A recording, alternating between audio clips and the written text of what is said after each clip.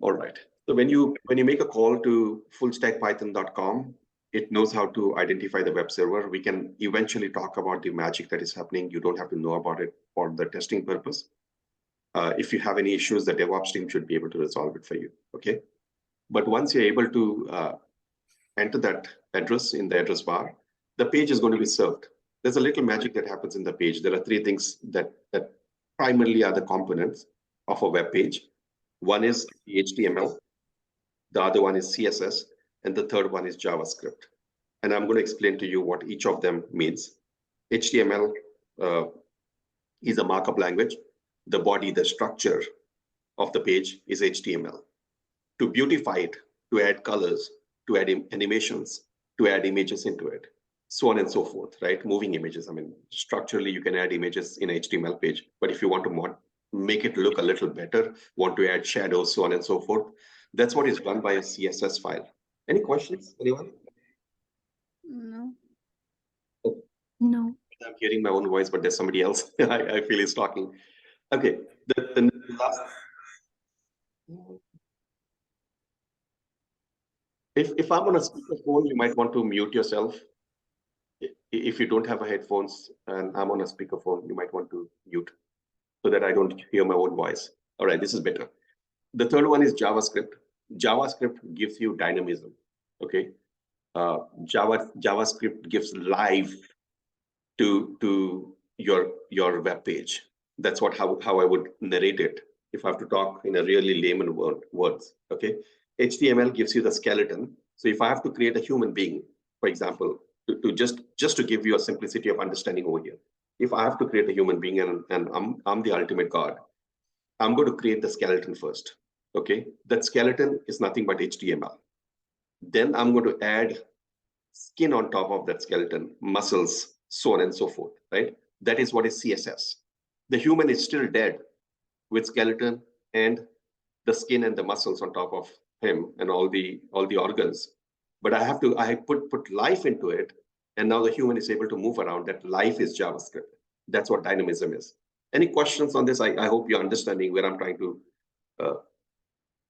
relate it to so far. I believe that you should not have any questions. So that's what it is showing over here. It'll, after the HTML page is served, HTML will have a reference to CSS and JavaScript. Browser will make another call to say, hey, give me the CSS. The CSS will be given. Then it will say, give me the JavaScript, and the JavaScript will be given. This conversation should be pretty simple. So if you have questions, I have like 5 or 6 more slides, and then I will get back to questions, okay? So you can park your questions for now. Let's move to the next one. Knowing what is a URI, URL, and URN is somewhat important when it comes to testing world, because most of the time people will be giving you URLs, saying this is the URL for you to start the landing page. Landing page is the first page to your application, or the first link, the link to the first page of your application. That's what a landing page is going to be, okay? Or the URL to the landing page is going to be. I've added a reference over here when I send you the PPT. You can go through this. But in general, what I'm trying to show you is URI. There are 2 things that derive from URI, URN and URL. We are interested in URL in most of the places. When you start talking about AWS and cloud and all, there is something called as ARN. ARN is related to URL. Okay, so we are not going to get in here. We are going to stay over here. What you just need to know is URL is subtype of URI. There are a lot of confusion around what a URI and a URL is. Some people also called a part of the end of this space from here to here as URI, which there are debates around it, and I don't want to debate. I don't want to get into places where are confusion places, right? What you need to know is you need a URL, and URL is constructed of a protocol and a name or number. Okay, we'll see it in action. This is an important piece for you. So I'm going to go a little slow over here. If you look at it very carefully, this looks like a URL, right? For example, www.google.com or www.facebook.com. You're very familiar with this piece over here, okay? This piece over here, which is google.com or facebook.com or abc.com, that is a host. And I told you there's a magic that happens. Computers do not recognize names. Computers recognize binaries. zeros and ones. And that is the place I don't want to get into because it could very, very quickly become a rabbit hole. Okay. But eventually when you're matured in the basics that I'm trying to teach you, and then you want to get into details of how a website is identified, how do we recognize in the world of internet where a server is located, so on and so forth, we can look at it. Okay. I can very well explain you that, but not for today. A URL can also have a username and a password at the start over here. You must have never ever seen this before, but when you get to Git world and you want to have a URL with a username and password stuck into the URL, you definitely can do this. So that you definitely can do Samir : or username : password at host. It's a pretty legitimate URL. A URL, as I showed previously over here, it also has a protocol. Okay. In this case, HTTPS is the protocol, which is also called scheme.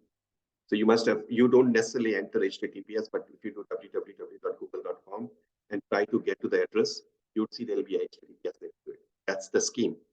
There are several schemes. There's a FTP scheme.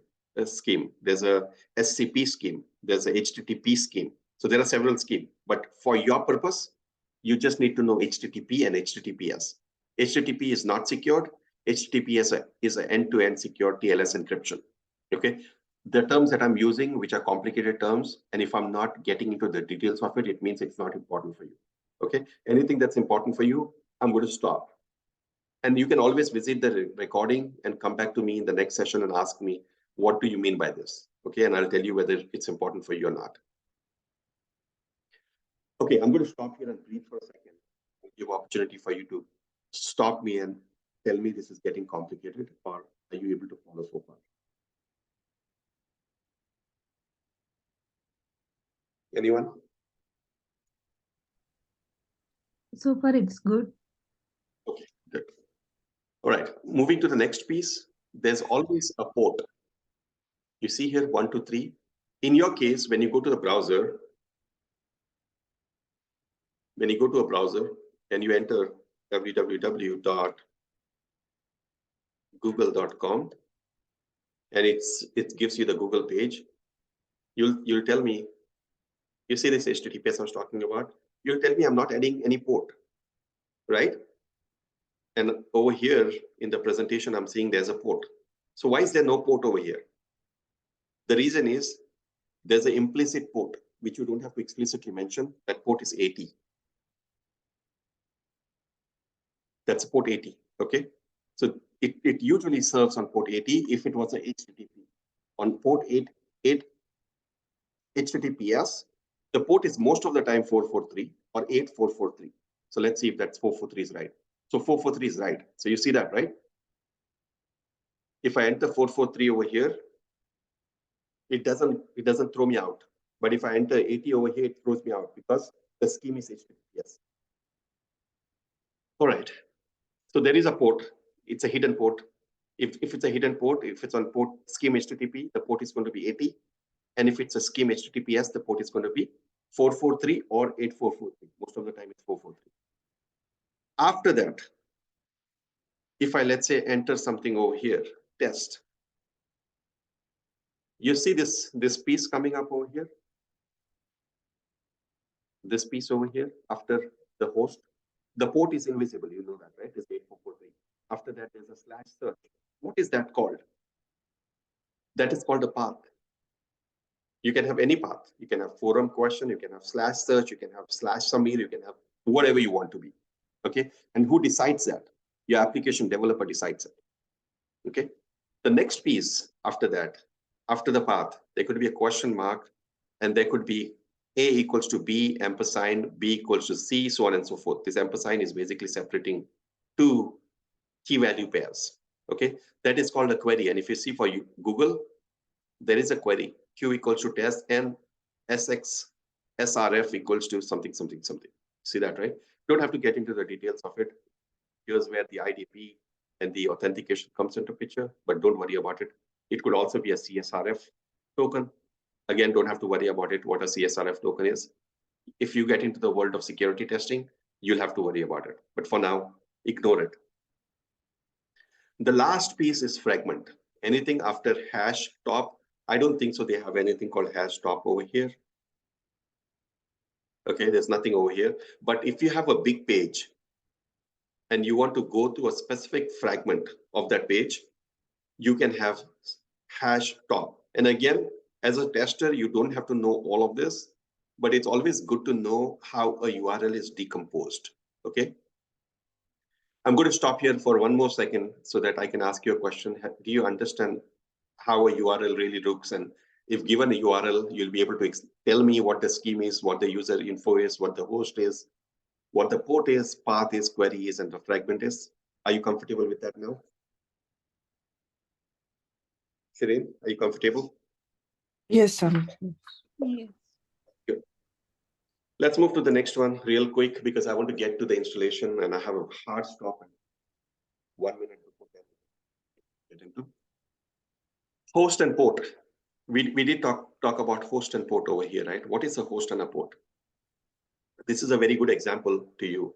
If you have a laptop at home, or if you have a server at home, which is, let's say, a CPU or a server at home, that particular laptop could install software on that laptop, and you could have the external world, if you're connected to internet, talk to it, to that particular software.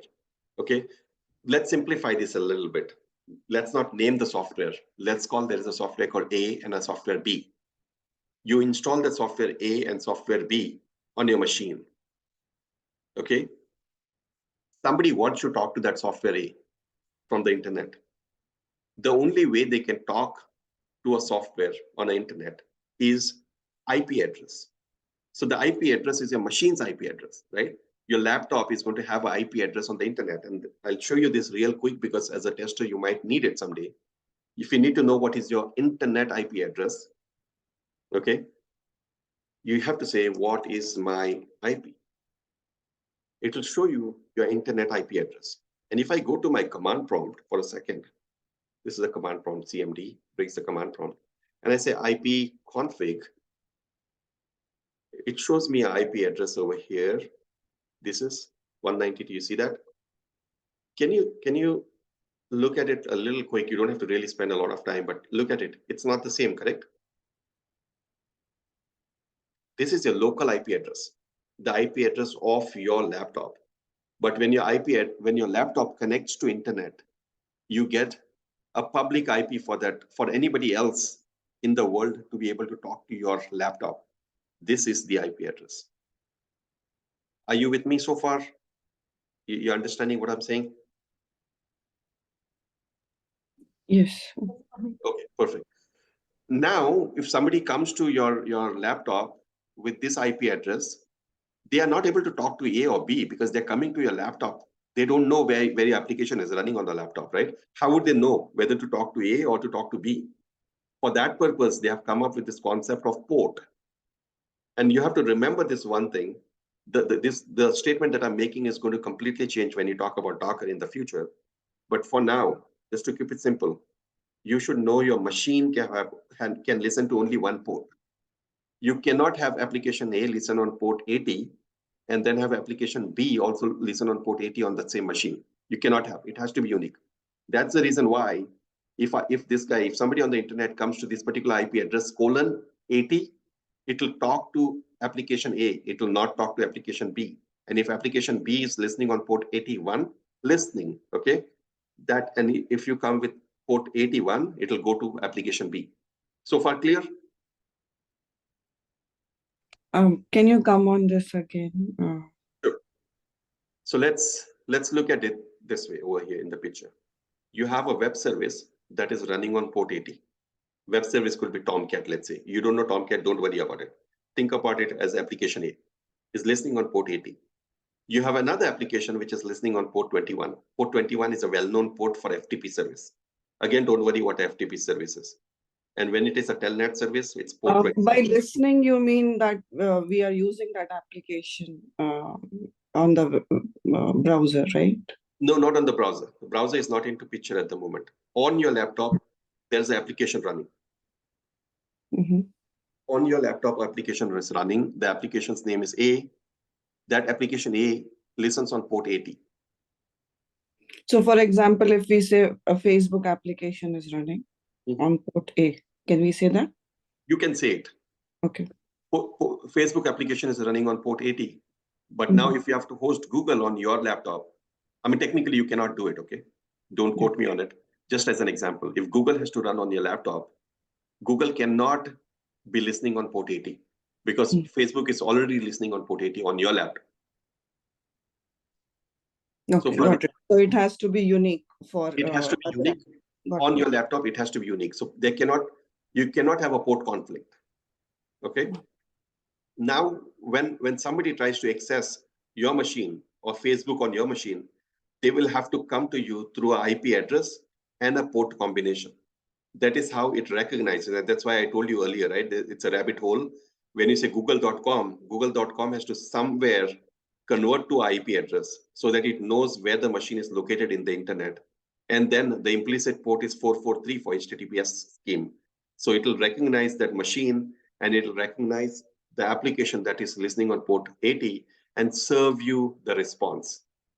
If you don't understand this completely, it's fine. Don't have to worry about it. Okay. But listen to this video again. You probably might get, or if you have questions, we'll come back again. This is not something we should stop on. Okay. So I'll move on. What is a web page? The page served when you visit a particular URL is called a web page.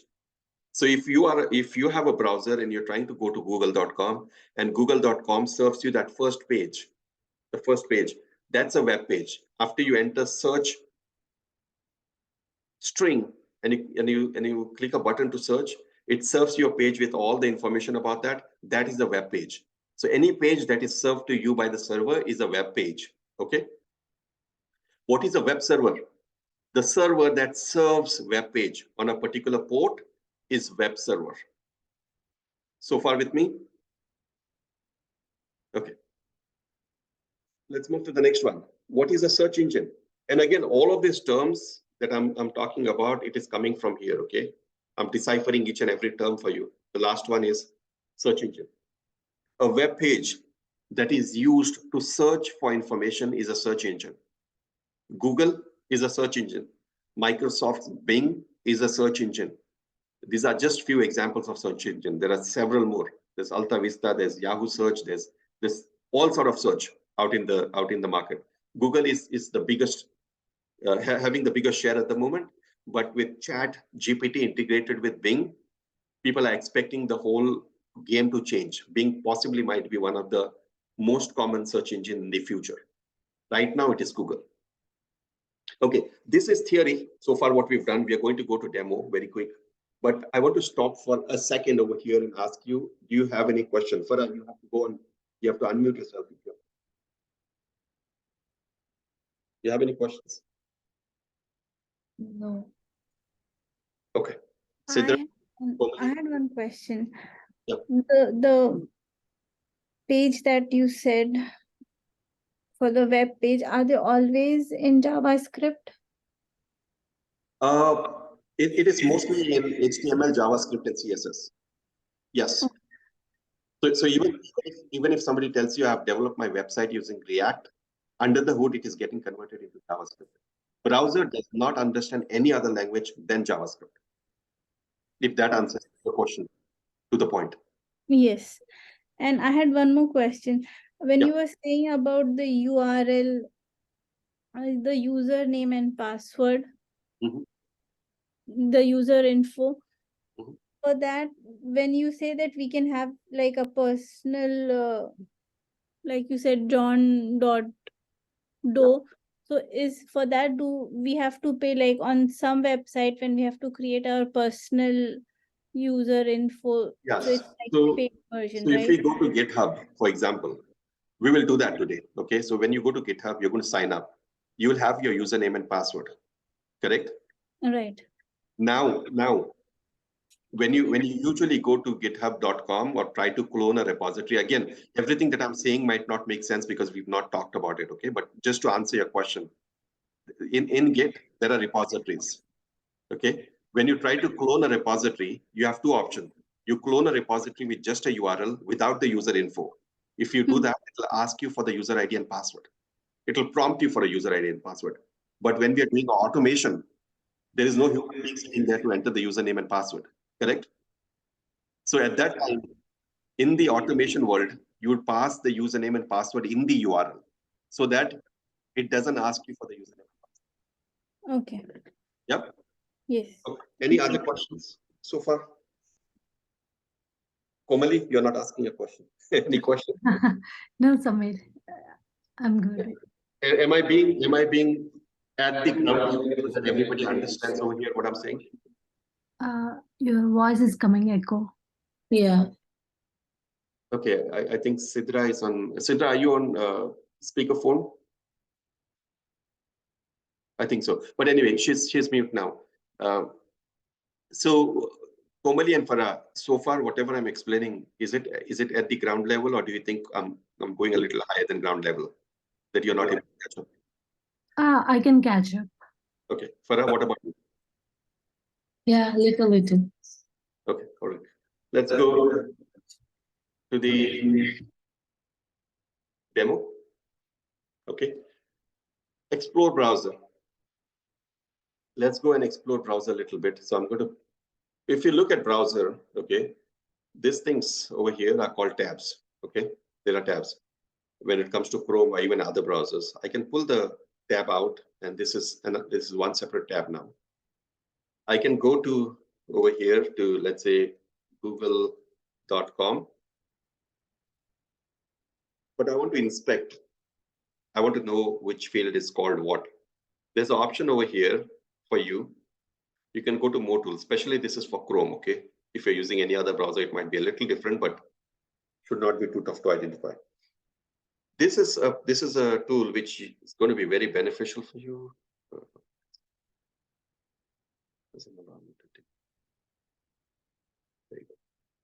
Okay, it has a lot of components over here. We are not going to go through each and every one, but if you're interested, you can YouTube for specific information about, teach me about browser. You should be able to get that information. The most important one that I would be really looking at is the element. So if you look over here, this is a HTML page. You remember the skeleton I was talking about? That's a skeleton, okay? But in this skeleton, if you go through, there might be a lot of places where they are using source. So this is JavaScript over here, okay? There are a couple of other JavaScripts over here, like whatever source. Then they have another thing called iframe. Iframe is a structural thing, part of the skeleton, okay? They might also have style, the CSS. So script is JavaScript, style is CSS, and everything else, the whole skeleton is HTML.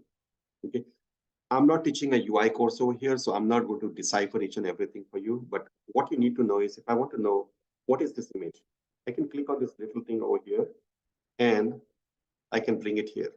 So it tells me the image class is lnxdpd, and so on and so forth. Okay, there should also be an ID if I'm not wrong. But what I want you to do as part of your assignment is, I want you to pick up any website, okay? Maybe Google, it could be anything. Try to look at this structure of that website, okay? You are able to even convert it into a specific mode, like if you want it to be in a iPhone 12 Pro, let's say. So this is what the behavior will be on iPhone 12 Pro. It'll show you over here, and you can change the dimensions if you want to. That's what this is over here, okay? Device. I'll go back. After element, the next very important thing that you have to know is that, okay? So when I say google.com, I'll clear this for you, and then I'll put the log for us. And I'll press enter. This is a very good place for you to spend some time, really, and look at what really is happening. So there's one which is giving a status of 204. Most of them are 200, if you see. And it shows you the time that it spent to download that page. So as a tester, especially when you're looking at performance testing, as a tester, you might not worry about it, but it's good to look at this and say, hey guys, there is an endpoint that you're trying to call. It's taking a long time. Can you please investigate why? Okay. Right now, I don't want to get into those details, but what I want you to do is really look at this, and understand what it is doing. What all is it downloading? Just to load this small page, like with an image and this little thing and a button, it is doing all of this. See that? And then now you can even filter over here. There's nothing over here. Let's say star.html. HTML, nothing. Oh, these are all images. That's why. There is a HTML page, but there's no .html to that endpoint. As I told you earlier, right? Index.html doesn't have to be the name. It can be anything. So these guys have changed it. Okay. But if you want to sort by type, you can. You want to see how many JavaScripts are there and what is that JavaScript really doing. If you want to see, you can go to response over here, and this is the response that is the server is serving in the page. Okay. If you want to look at the header, this is another good place for you to spend some time. I don't want to spend too much time over here because we have to go and do installation, right? I need at least 30 minutes for that. But I want you to spend some time with this, going on, exploring the element, going into the network, looking up some file, looking at this, the request, the response headers. What is the response headers that is being sent? This is another important thing when it comes to performance, whether the response is being decent. They're compressing the response when sending it over the wire, and then the browser knows how to answer it. That's what gzip is over here. Then you have request headers. What all is being sent in the request? Okay, so if you see here, what is the user agent? What is the referrer? What is the authority? So on and so forth. What is the scheme? HTTPS. Okay, what all does it accept? It accepts starts, less than everything. So spend some time just going through it just for fun of it. Okay, there's nothing for you to really learn great over here, but it helps you to know and decompose the endpoints. Another interesting thing is I can right click on this and I can actually get the curl command. I haven't talked about curl command with you, but curl command is if you want to run this particular request on your browser, on your command prompt or git bash. I will do it on git bash. I can pick this up. I can open my git bash and we will see how to install this. Okay, so wait for just a second. And I can paste it over here. If it errors out, it is fine because it doesn't have the token, but you can paste that and it gives you the response back. You see that? Whatever the browser would get. So it's waiting for the response. All right, Desi, we got the response back. Okay, so this is another important thing when it comes to when we are going to go and look at API testing. It's good for you to know that I can right click, I can say copy, and I can copy the curl command, and I can actually put it up into a Notepad++. So we will see how to install Notepad++ also. I can put it up over here. And I can really look at the whole request. How does the request looks like? Okay. So it has copied all of the curl commands basically. All right. I will wait here for a second if you guys have any questions. No? Shirin, any question? I'm good as of now. Okay. Let's move to the last one. We will install Java, Maven, Git, and Notepad++. Okay. So who wants to share their screen so that I can guide? Who wants to do it? Shirin, do you have a laptop? All stuff on Actually, I have kept my laptop free to install. I logged in from iPad. Okay. Do you want to share your screen? And I will help you install so that everybody else can follow what we do. Me? Yeah. On iPad? Oh, you're from iPad? Yeah, I have joined Zoom from iPad so that I can install from on laptop. Anybody who has joined from a laptop? I can share. Okay, Sidra, go ahead and share your screen.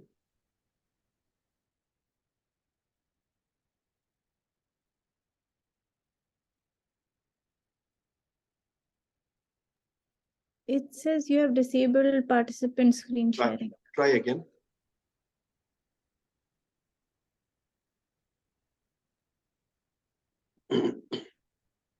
Okay.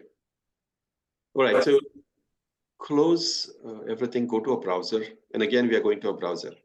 Okay. Safari or Chrome, anything will do. Go and search for Notepad++. Oh, you know, Notepad++ is not there on a Mac. So anybody who's on Windows, you might want to install Notepad++, but anybody who's on Mac, you can use text editor or Atom. Let's do one thing. Go and install VS Code. Search for VS Code.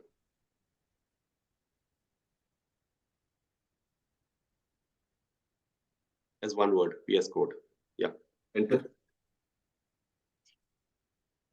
The second one, second link, Visual Studio Code, code editing.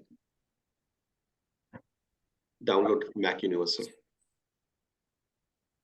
For Windows, if you do it, you'll see something similar, and then you'll be able to install. If you want to see whether you have VS Code, you can just search for VS Code in your Windows search. If you have it, it'll open up.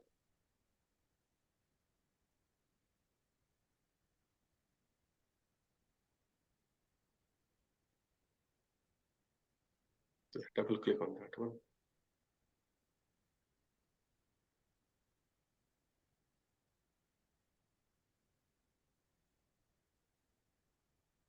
Okay, good.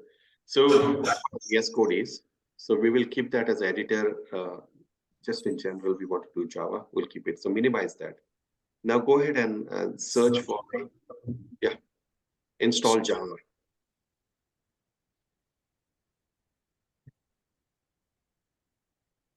Install Java on Mac maybe, and others can do install Java on Windows. Let's see what instructions you get.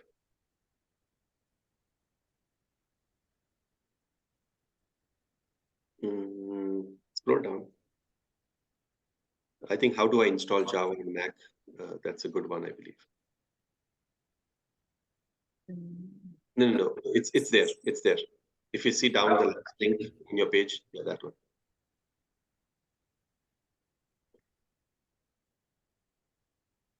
All right, confirm. Scroll down a little bit.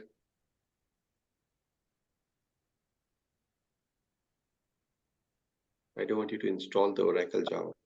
I don't want you to do that. Okay,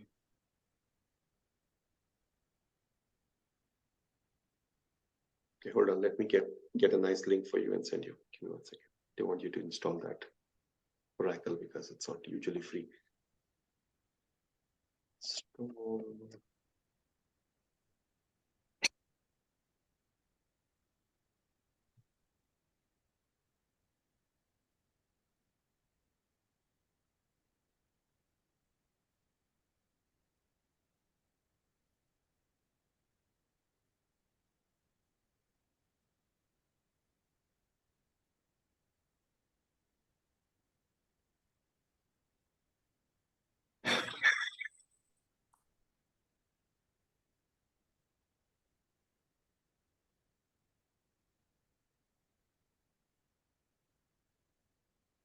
okay.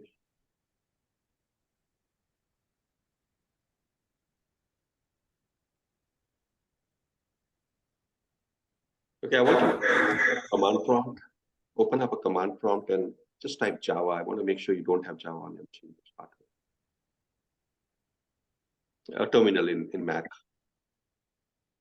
Start a terminal. How do I? If you do your command and space bar, it'll allow you to search. So type terminal over there. Yeah, that one. And type Java. Just type Java and see if Java is installed. Enter. Looks like it is there. So do a Java minus version. Space minus version. Space. No space. Okay. After minus, no space. Java space minus version.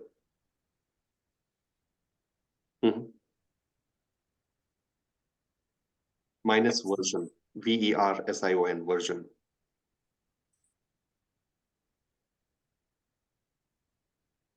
Are you able to hear me? Here, yeah, that would be Java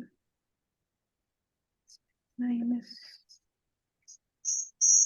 Enter.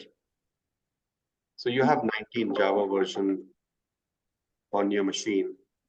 Okay. Oh, what's happening? So you do have Java 19 on your machine. How do I find it? There's some sound. I don't know what's happening.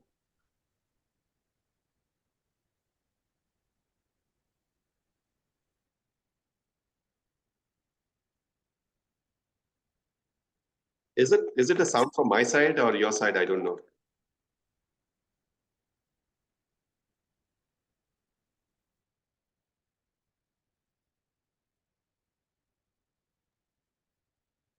Do you still hear a sound? Yeah.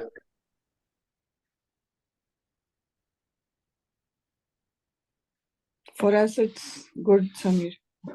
No sound. Really? Yeah. Both of your sound is clear. Yes.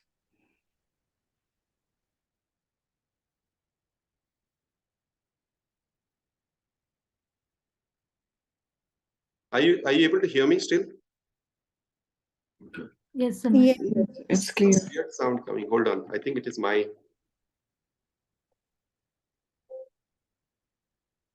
Okay. Okay. You're able to hear me now, right? Yes. I think it is my that curl command that I was running. It was trying to respond back and then sending a lot of noise. Okay. So I want you to install Windows Java, if possible, JDK 17. Okay. So there's Pareto 17 over here. Let me put a link. Which version you said? Sorry, Install 17. 17. And anything over JDK 8 should be good. So we will see if we go to Selenium. If it's not compatible with 17, we'll go down. Okay. But here's a link that you can follow to download Pareto 17. Okay, that's what Pareto 17 is, and it could possibly there for Mac OS also over here. Okay, if you're doing Windows 64, you have it over here. All right, so go to this and get it installed when you get time after this session. The next thing that I want you to do is install Git. Okay, to install Git, what you should be doing is just type Git over here. It'll take you to this page. Just go here and then download for Windows or download for, it'll automatically recognize your system and it'll give you option to download for Mac or Windows or Linux, whatever you have. Okay. So if you click on it, it should download, but let me see what version I have just to see if I need update.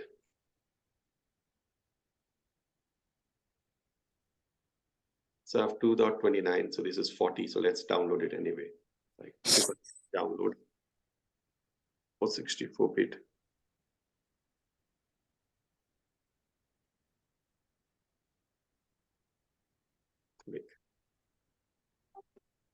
Yes. Next. I mean, you can select whatever you want, but I usually don't select GUI. I don't like it. So I'll select it. And then I go next, install. Let's close this guy here. Okay, install.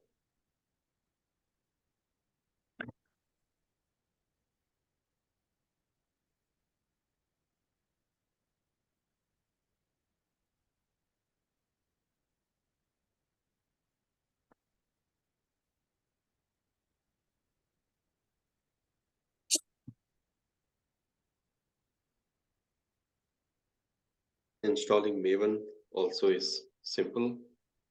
This is the URL for Maven. And for Git, this is the URL. Let's go back.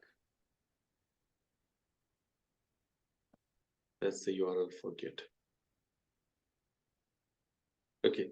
I mean, anybody who wants to share their machine and then get this installed and have a path to it, I will help you. But if you think it's something you can do by yourself, you can take it as an assignment, complete it, and come back. But it has over here. Shirin, have you ever installed anything on your machine before? Yes, I have. Okay. So are you comfortable installing Maven Yes. Java? Okay, perfect. Yes, I will do that. Normally, I believe we should be able to help you. First case. Sorry, Samir. Worst case, Mali should be able to help you to install. Yeah, the software. actually, we have Git in our Mac. Okay, perfect. Yeah, remaining we have to install. Yeah. So Maven also, it's very easy to install. You can just Google for installing Maven on Mac. But otherwise, for Windows, it is very simple. They have given the instructions over here to do it. Yeah, okay. Okay. So what we have is we have VS Code that you will install. We have Java, we have Maven, and we have Git. Okay, those 4 things you have. Okay, what we will do now is let's go to.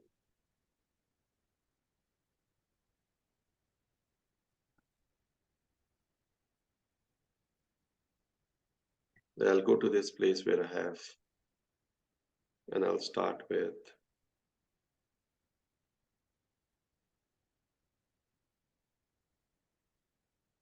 I usually used to do Java to start with on a notepad. I would not use any IDE. Okay, I would request you to also do the same thing, because more the errors you see. Excuse me. Yeah, go ahead. So one question. Yeah. While installing Git, there's one option asked, use Git from Git bash only. Yeah, that's So we need to check that, or you can check it, uncheck it, but most of the time we will use it only from Git bash. So if you want to uncheck it, you can uncheck it. But I would say just go with defaults. Don't change anything. okay, got it. Yeah. So we have a couple of minutes here, about 10 minutes. So let's write the first program over here. Okay.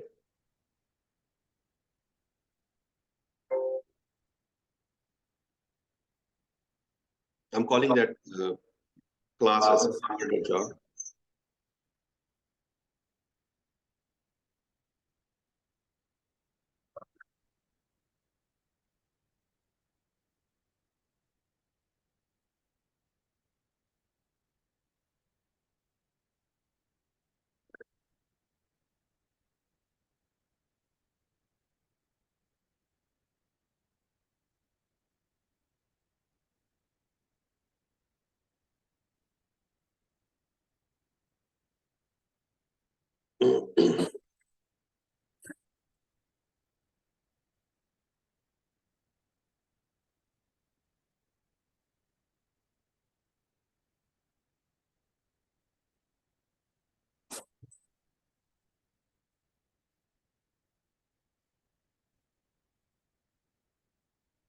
I'll explain you. Okay. Let's see some errors, hopefully.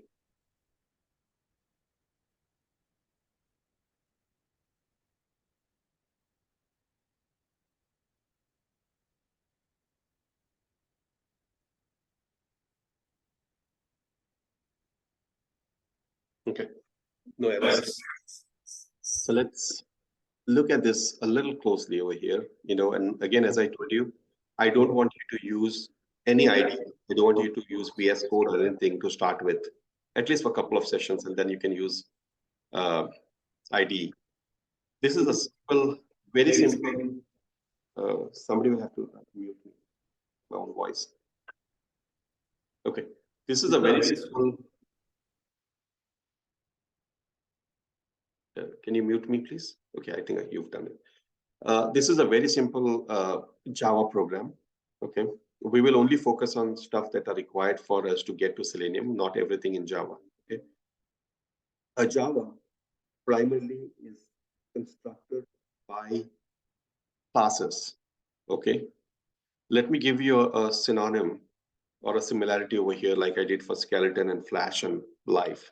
Okay, when you want to build a house, you have a a plan for building the house, right? You design it and you say, hi, I'm going to have so many rooms, I'm going to have so many doors, windows, so on and so forth. So you plan it on the paper, which is called a blueprint.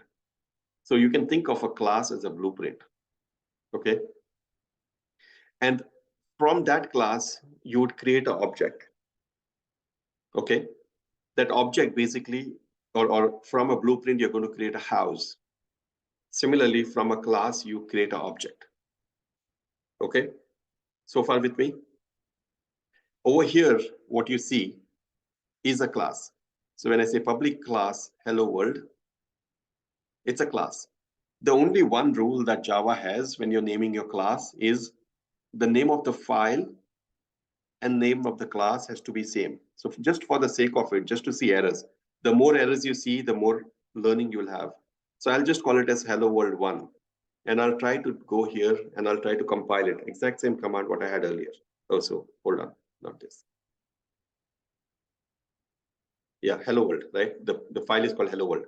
So if you see over here, read this error, it says hello world Java 1 error, class hello world 1 is public, should be declared in a file name hello world 1. Okay, so it clearly tells you the name of the class, the public class in a file has to be exact same name as the file. I can't even do this small case. Java is case sensitive. So I will go again over here. I'll go again over here and run this same command. It will not like it because W is in lower letter. I will save this. Now I will compile the exact same one. It will work. Okay. You must have noticed that I used two commands. One is Java C. The other one was Java. What is the difference? Anybody can explain this? What is the difference quickly? Sidra, you said you've done Java. Explain.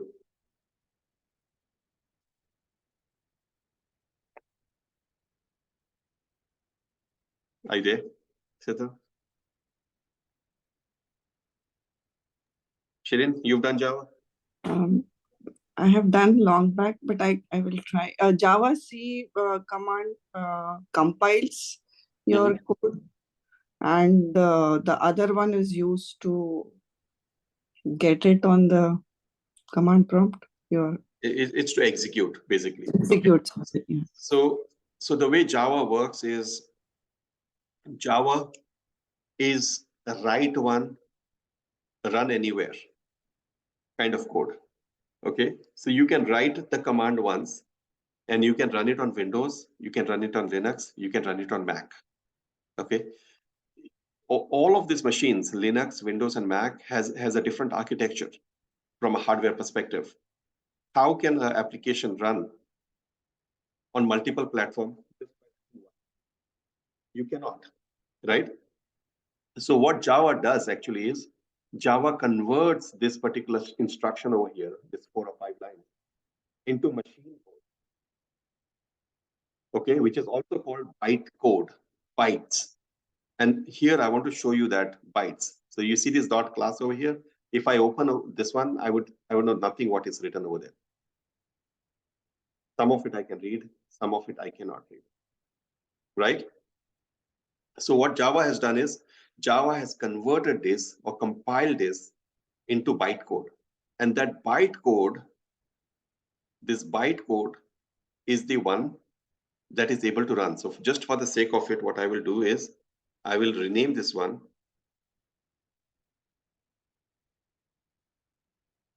as it's not there, okay? Let's assume it's not there. Now I go here, I've already compiled. I'll try to run. It's still running. This is a clear indication to you that this program is running from hello world.class, not from hello world.java. Okay, so you compile it, and now if I give this hello world class to Sidra to run it on her Mac machine, she will still be able to run this. Are you able to get that relationship between a program that is human readable and a program that is a bytecode, but a bytecode can run on any platform, like can run on Windows, can run on Mac, can run on Linux? Getting Yes, no, I don't know. Yes. Yes. Good. So now let's quickly go here and change this class a bit. Okay. What I will do here is I will add a class or test and add a public method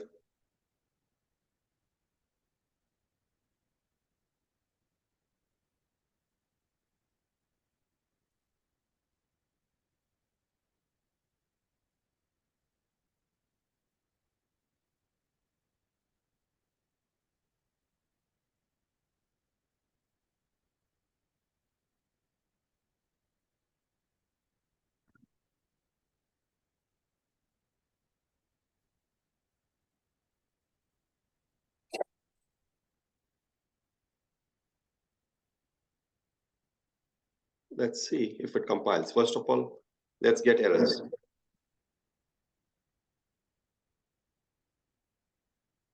Compiled. Okay, so this class is okay. What I will do in this one over here is I will comment this double slashes is comment. Okay, that is Eclipse code does not exist. What I will do is I'll do a test equals to new test, and I'll do test dot read.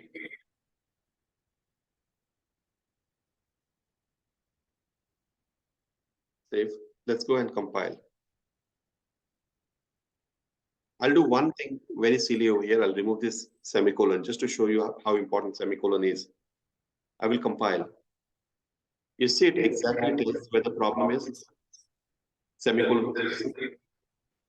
So I'll put the code again over here. I'll compile it.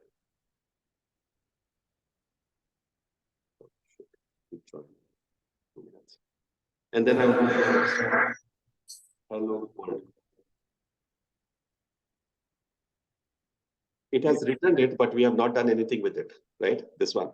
So what I will do is I'll create a string and call it as read. And I'll do a system.out.println. Save. Go back over here, compile. So it is saying system.out, system, the spelling is error. This is exactly what I want you to do. I want you to, the reason I don't want you to go to IDE is because IDE catches this easily. Okay. So I want to write it by yourself so that you can feel comfortable about what you're writing. You see that? Hello, Samir. I need a space between hello and Samir. How do I do that? Press space over here, come back, compile.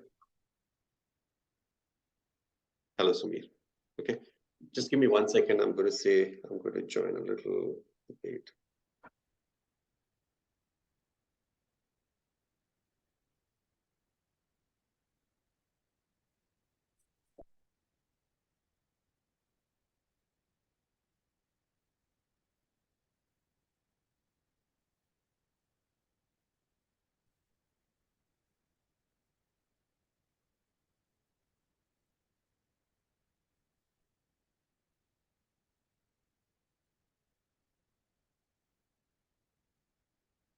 Okay.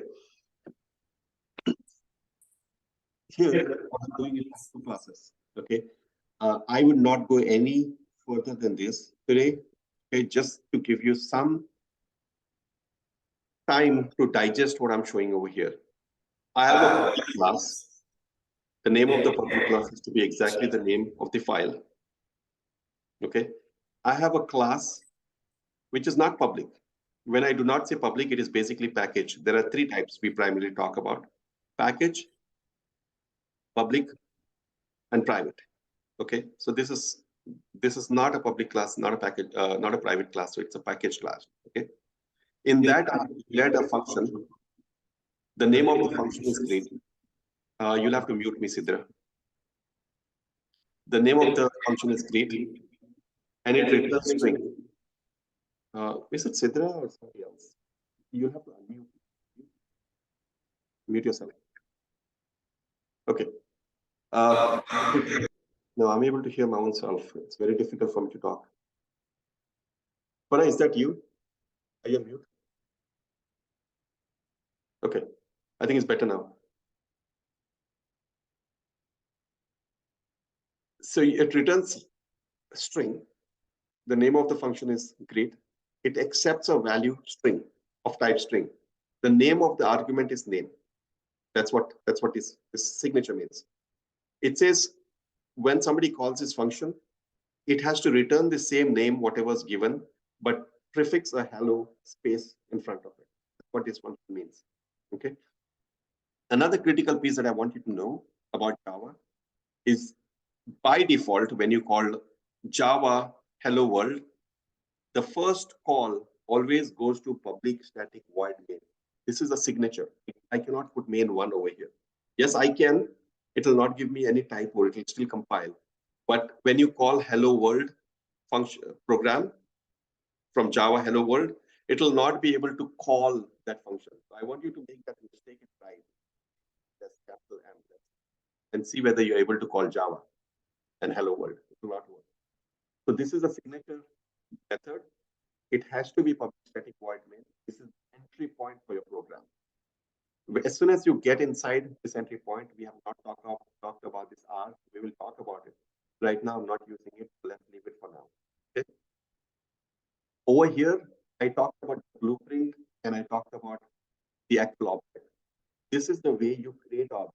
So from this class, I said create object from that class. So that's what I'm saying. Test. This object can be anything, obj. I can name it whatever I want. Equals to new test. That's the signature how to create an object. And I can copy this over here like this, just to show you that it doesn't have to be test. And on that object, I'm able to call any public functions. Okay. As we deep dive, we will look at what is a public, private, package, so on and so forth, which is important. But for today, what I want you to do is just this 12 lines or 14 lines of code, look at it, keep repeating it, make mistakes, get to know why the mistake is, change values, pass different values over here, okay? And get a little familiar with this particular code. Is that a good assignment to start with? Everyone? Yes, Samir. Yes. Yes. Not too complicated, right? I mean, I want to keep it as simple as possible because it's important for me to make sure that you understand the fundamentals, okay? Eventually, when we move ahead, we will look at more complex examples, more bigger examples. But if you understand this point, that any program, the first entry point is public static void main, it accepts, this is array, okay, over here. We have not talked about array, so I don't want to talk about this statement at the moment. So if you're thinking what these two square brackets are, it means array. Array can accept multiple values, a comma, b comma, c comma, d, so on and so forth. Okay. How to construct an object. This is how to construct an object. How to call a method on an object that is constructed. This is how you call the method on an object that is constructed. Okay. How to print the value that you got. It's public static void main. System.out.println. That's how you print it. Okay. Anyway, so I'm going to stop here because the whole agenda that we wanted to do is completed. But is this good enough for you to ponder over for the next 1 week before we meet on Saturday? Or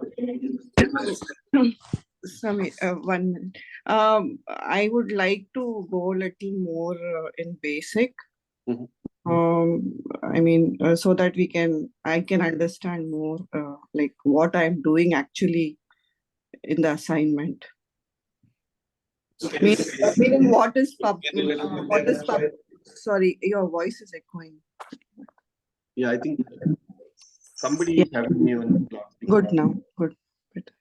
Yeah, so can you explain me the basic part of it? Me? Yeah. You No. said so that basic part is what I wanted to understand. Meaning, what is public and like what is a test object? Yeah, that part I want to know. Yeah. How So we are calling the method, what is the difference between object and method? sure, we will get to it. So Okay. to me, this is the basic. But as we move forward, we will look at what a class is. We will look at what a function is. As I told you earlier, right, Shirin? Maybe I didn't tell it to everyone. The game that I want to really do in terms of learning is you should be able to see a big picture. Okay, 15 lines of code over here is a big picture for you, where we are doing quite a lot. We are having two classes over here, and this doesn't have to be class test. It can even be a class grid. If you're thinking this has anything to do with automation, no, it doesn't have anything to do with automation. So I can call it as grid. And over here, I can call this as grid. And this object also, I can call it as grid if I want to. And if I call this one as grid, this object will be grid, so on and so forth, right? But I will leave it as obj for now. So what I'm saying, Shireen, is, as I told you, I want you all to see a big picture. This is a big picture. It's combining a lot of basic fundamentals together to give you something that is working, that is running. I want you to play with this 14 lines of code. I will send it to you in the chat or an email. If you can share me your email address in the WhatsApp, I will send this program to you. After you install your Java, I want you to copy this 14 lines of code in a file, whatever you call it, then play with changing the name of the file, changing the name of the class, changing the name of the function. Just play with it without knowing the fundamentals. I understand what you're asking for, but Yeah, if I was like, but what if I is the start with file public, name? private, and classes, right, you'll be getting in the same pool where others were teaching you. So I'm changing the pattern a little bit. Okay. So here in this code, which like greet is the file name, we can say. Greet is the class name. Class name. Okay. Hello world is the class name. This hello world is the file name. This hello world has to be equal to the public class's name. Since hello world is the name of the public class, that name has to match. And again, what I'm telling you is play with this 14 lines of code, get into error. There are only two commands that you're running, javac and Java. Keep changing this, keep running the javac command, see what error you get. I want you to fail multiple times because that failure will teach you something in this 14 lines of code. Okay. Okay. I can start with basics of what are literals, what is a string, what is an integer, what is an array. I can do that. But if I do that, there will be no fun in learning. Okay, so trust me on this approach, you'll enjoy it. Okay. Okay. Because every other guy that you go to, I'm pretty sure Sidra also, if you've gone through, he has probably started with what is an integer, what is a string, what is an array, what is so on and so forth. It eventually Yes. gets very dry. It gets dry because then you get caught up. Don't do that. Start with something that works. And then we will keep building on top of it to mature the system. And while we are maturing the system, we will start looking at the fundamental components that you're talking basically. Okay. Okay. Anyway, I have to drop off because I have to get into another meeting. I have 5 more minutes. If you have,